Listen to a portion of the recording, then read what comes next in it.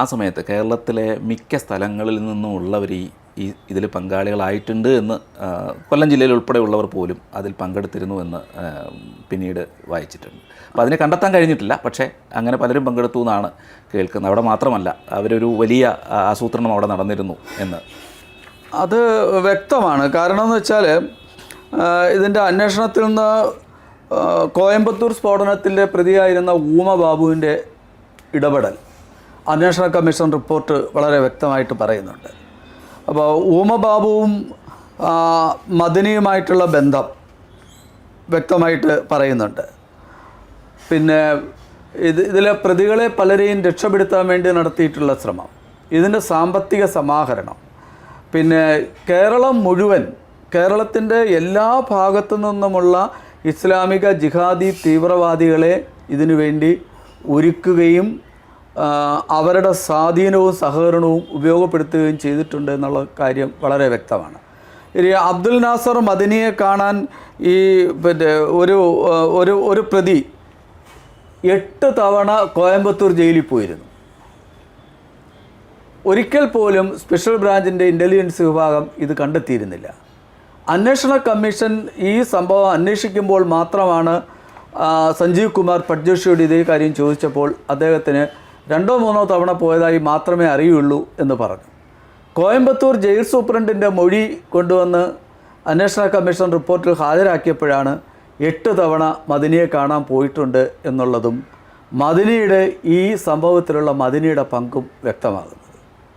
ഈ ഒരു കൂട്ടക്കൊലയ്ക്ക് ഇന്ന രാഷ്ട്രീയ പാർട്ടിയോ ഇന്ന സംഘടനയൊന്നും ഇല്ലാതെ പൊതുവെ CPM നിന്നുള്ളവരുണ്ടായിരുന്നു, ലീഗിൽ നിന്നുള്ളവരുണ്ടായിരുന്നു, അങ്ങനെ ഒരു പൊതുവായ ഒരു ഇടപെടൽ അതിനകത്തുണ്ടായിരുന്നു. അല്ല, ഇത് കേരളത്തിൽ നടന്നിട്ടുള്ള വർഗീയ കലാപങ്ങളുടെ പൊതു സ്വഭാവം നമ്മൾ പഠിക്കുമ്പോൾ ഇത് വളരെ വ്യക്തമാണ്. ഇപ്പോൾ പൂന്തുറ കലാപം അന്വേഷിച്ച അന്വേഷണ കമ്മീഷൻ അരവിന്ദാക്ഷ മേനോനായിരുന്നു, ജില്ലാ ജഡ്ജായിരുന്നു അരവിന്ദാക്ഷ മേനോൻ. അരവിന്ദാക്ഷ മേനോൻ റിപ്പോർട്ടിലും വളരെ വ്യക്തമായിട്ട് അദ്ദേഹം ഒരു കാര്യം ചൂണ്ടിക്കാട്ടിയിരുന്നു. വർഗീയ സംഘർഷം ഉണ്ടാകുന്ന സമയത്ത് അവിടെ രാഷ്ട്രീയം പ്രശ്നമല്ല.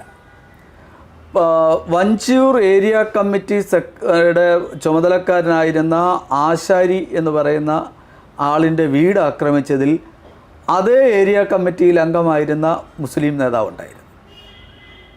അപ്പോൾ രാഷ്ട്രീയം ഇതിനകത്ത് പ്രശ്നമല്ല.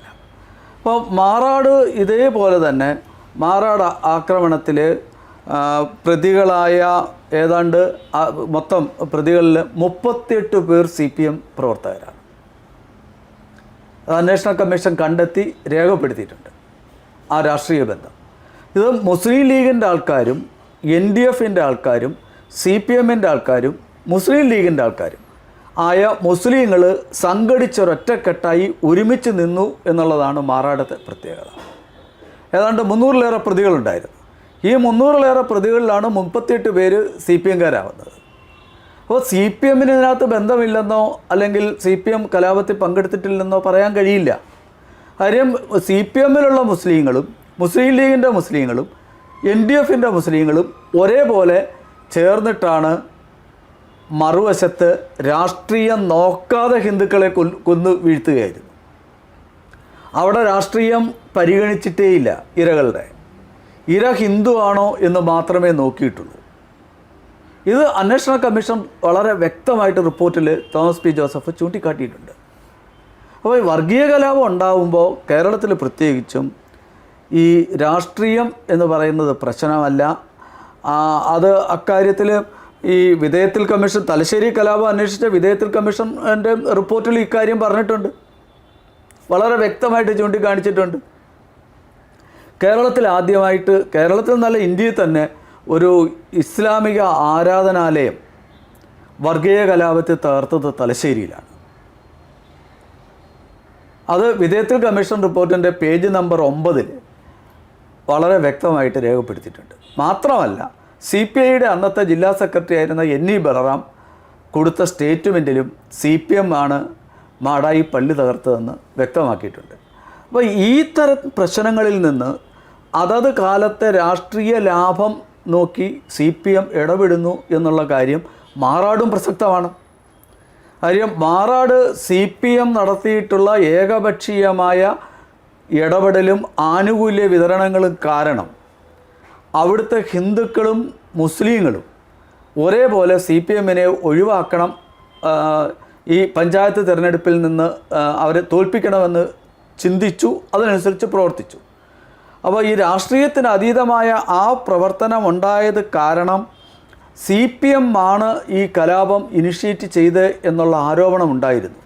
അത് മാറാട് അന്വേഷണ കമ്മീഷൻ റിപ്പോർട്ടിലും പറഞ്ഞിട്ടുണ്ട്. അപ്പോൾ രാഷ്ട്രീയ ലാഭം ഉണ്ടാക്കാൻ വേണ്ടി പലപ്പോഴും CPM ഈ വർഗീയത അതിശക്തമായിട്ട് ഉപയോഗിച്ചിട്ടുണ്ട് എന്നുള്ളത് സത്യമാണ്. അത് തലശ്ശേരിയിലും വ്യക്തമാണ്, മാറാടും വ്യക്തമാണ്, പൂന്തുറയിലും വ്യക്തമാണ്.